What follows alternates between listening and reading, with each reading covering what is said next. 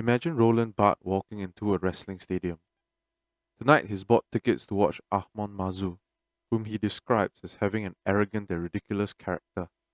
I imagine Mazu channels the same sort of energy as The Rock, a Hulk Hogan, all having hailed from the same expressive tradition.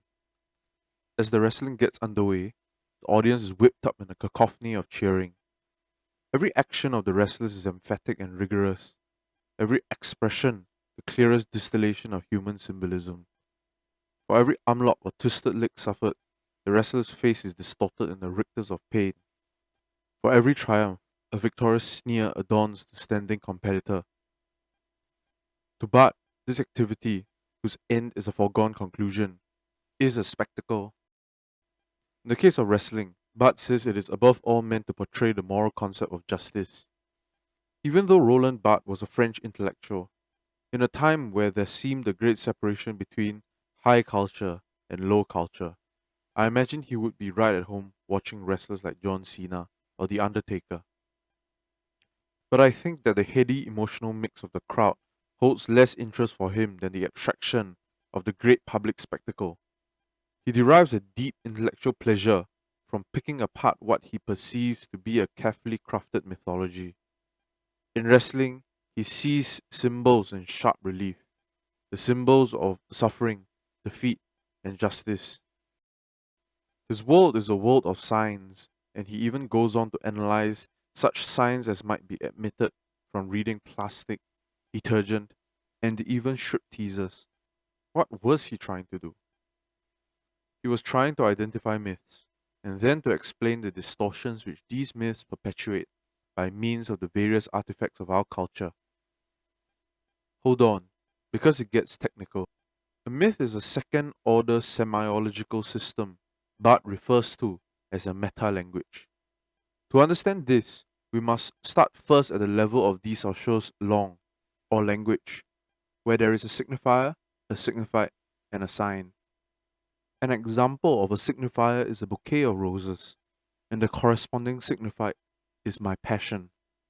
The sign is the unity and relation of the terms, the bouquet of roses infused with my passion. Imagine then a second order semiological system. There is a signifier already formed with a previous system, i.e., the rose as a symbol of my passion. The signified, which is, in this case, the idea of love and the evocation of a particular conception of bliss as might be felt through that love, or which is promised by the reification of that love, and then the presence of the signified through the signifier, which Barth calls the signification of the myth. Do note that the interpretation of the form, the term which Barth uses for the signifier on the plane of myth, is infinitely arbitrary. Why love? Why not lust, for example?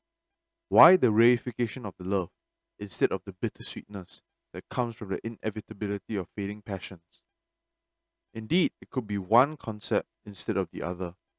Barth himself realizes there is no right one when he stresses the open character of the concept. It is a formless, unstable, nebulous condensation.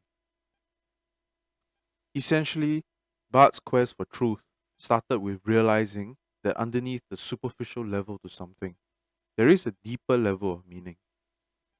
This realization might be socialized, or it might be some innate intuition, or it might be some mixture of the two. The answer will differ depending on the kind of philosopher you ask.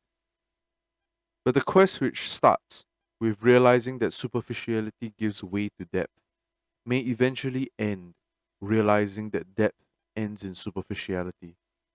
This is quite reminiscent of the Nietzschean complication of the shallows. Roland Barthes' Demythologizing Project did start out with peeling back the layers of socialization and laying bare the distortions of our mass culture. He scrutinized the significations which comprised our myths. But for every underlying structure he arrived at, he found something deeper, to the point where he could not help simply withdrawing into his interiority and flirting with solipsism. If you've ever seen this floating about the internet, it very much encapsulates the denouement to Bart's work. In the end, he breaks up his own project, like the Ouroboros consuming its tail.